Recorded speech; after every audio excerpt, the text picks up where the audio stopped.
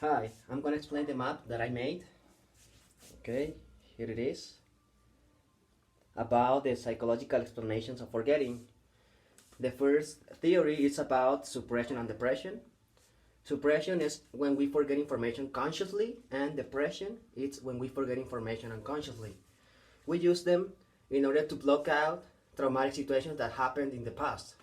So let's move on with the next theory, which is interference, and it is when memories interfere with other memories or memories interfere each other.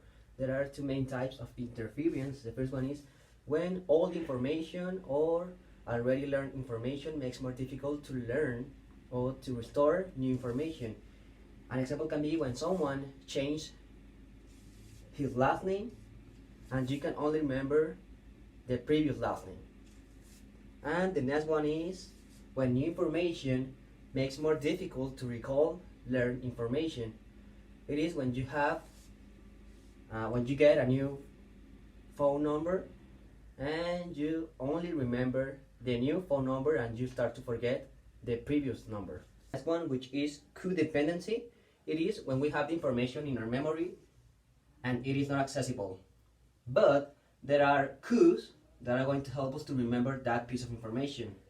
Cues work as a reminder in order to help us to remember that piece of information easier. So, an example can be when you want to remember the name of your teacher in high school, you go and look for a photograph, and maybe the photograph is going to work as a reminder in order to help you to remember the name of the teacher. The next one is decay, and it is when the information in our mind evaporates gradually because of the lack of use.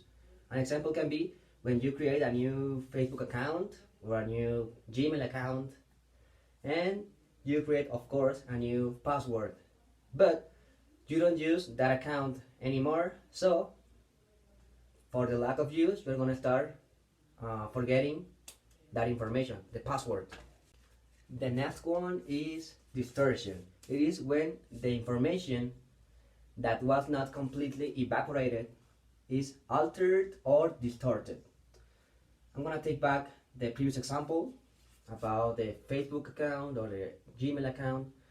When you're trying to write or to type right, the password, maybe it is going to be incorrect because in your mind you altered the password unconsciously, of course.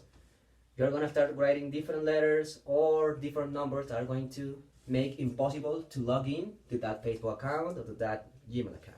The next one is failure retrieval. It is when we have the information in our mind, but it is not accessible, of course, and we don't have the necessary cues to remember that information.